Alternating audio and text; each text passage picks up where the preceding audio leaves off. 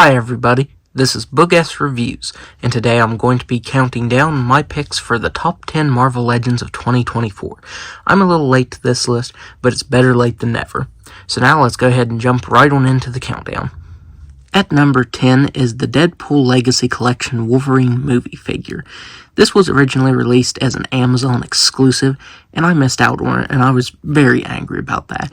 But then Hasbro decided to re-release this as part of their Deadpool Legacy Collection, and I am very happy they did. I actually think the likeness on this is even better than the original version. So yeah, not only is the likeness better, but we got another chance to get this, and it looks incredible. Hasbro did a very awesome job on this. At number 9 is the Blackheart Build-A-Figure. This is actually a figure that I just got recently. I recently finished this wave and built him, and I'm blown away by him. He looks fantastic. He has some amazing sculpt to him, some really awesome articulation. I do wish he would have had more blue highlights like back here that's on his hair. But this figure just looks fantastic.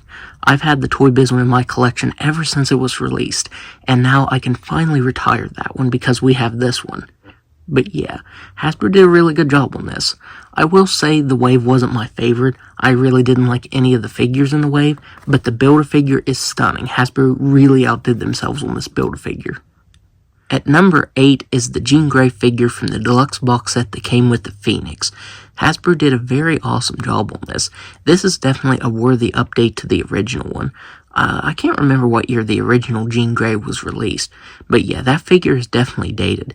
Hasbro updated her with a brand new body mold, these really cool head sculpts, some really nice marbleized plastic, and we got the huge Phoenix effects piece with her. So yeah, I am very pleased with this. This is one of the best female figures that Hasbro did this year. It is not the best female figure, I will reveal that later in this list, but yeah, this is definitely one of the best. At number 7 is the Target exclusive Warbird figure. Hasbro did an incredible job on this. The original version, I feel like it came out around the same time as the original Jean Grey figure, and it was a Target exclusive as well, but it was in a 3-pack. And since it was released, it became really hard to find. I didn't have any Warbird figures in my collection because the only other one to get was the Toy Biz one, and that one absolutely sucks. But yeah, Hasbro really outdid themselves on this one. It's a great body mold, it's got the updated articulation scheme, you get 2 really cool head sculpts, and effects pieces. Hasbro just did a really good job on this, and I'm happy to finally have an awesome Warbird in my collection. I did have to wait a little while, everybody that wanted an update on her did have to wait, but it was well worth the wait because Hasbro did a really good job on her. At number 6 is my favorite female Marvel Legend of last year, the She-Hulk figure from the retro-carded Iron Man series. This figure is phenomenal. I think this figure is flawless. It's literally an example of a figure that has no issues with it. I think the articulation is good, the sculpt is great. I really love the sculpt to the hair. That wash looks great over it, and so does the head sculpt. I feel like it's kind of lifelike. She has really good height to her. She is just good in every way, and hands down, this is my favorite female Marvel Legend figure of 2024. So yeah, just a really cool figure all around, and as I said, I think this is perfect. I didn't have any problems with this whatsoever. At number 5 is the Walmart exclusive retro-carded Venom figure. This is finally going to be my definitive Venom figure from Hasbro. This reuses parts of the Omega Red body mold, but you get new forearms.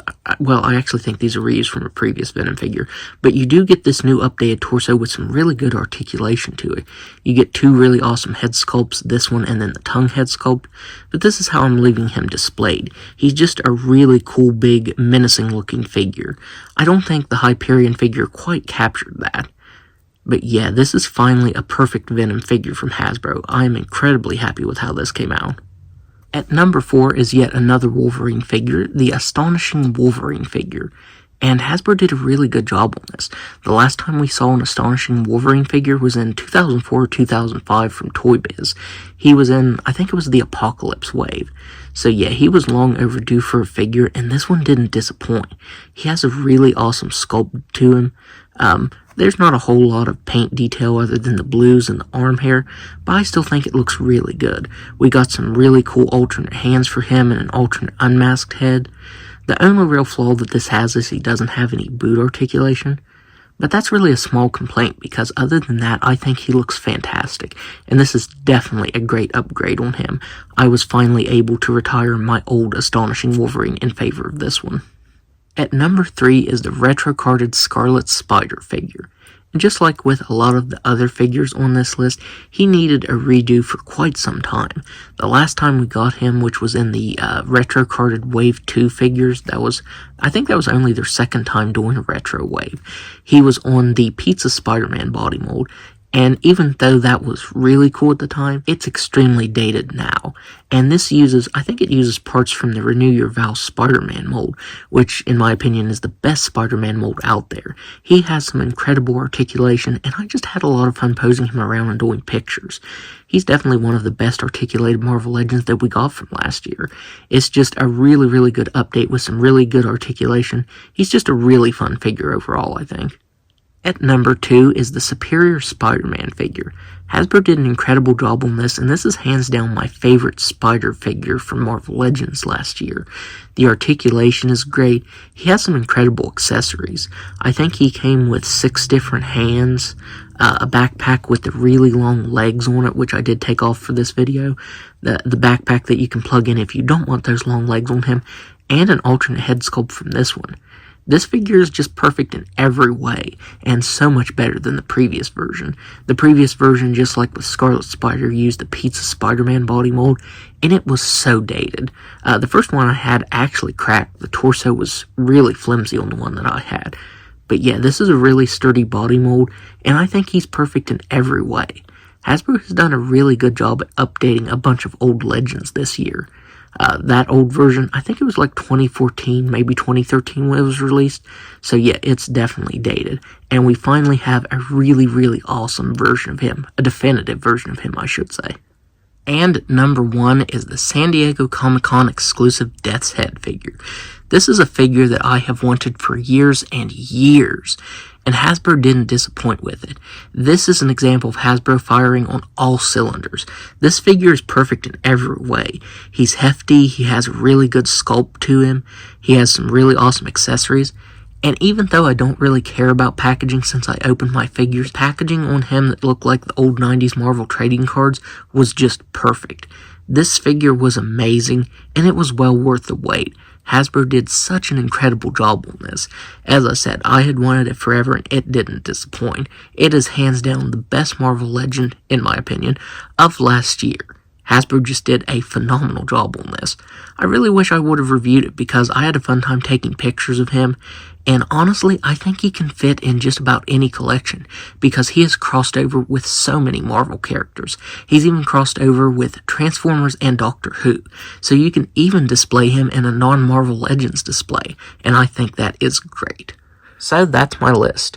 I'm really happy with how it came out. I had a lot of fun putting this list together because Hasbro just did a very awesome job with Marvel Legends last year. I have slacked down on buying Legends a little bit, but as I said, they were just really firing on all cylinders last year. We got some amazing, amazing releases, and there's even some that's not on this list that I didn't get that I still have to. Hasbro put out some incredible releases last year. So that's my list. If you like this video, be sure to hit the like button and subscribe to my channel. And stay tuned because I have 2 more top 10 lists planned. I have top 10 McFarlane figures and then just top 10 figures overall planned as well. So definitely stay tuned for that. Thanks for watching.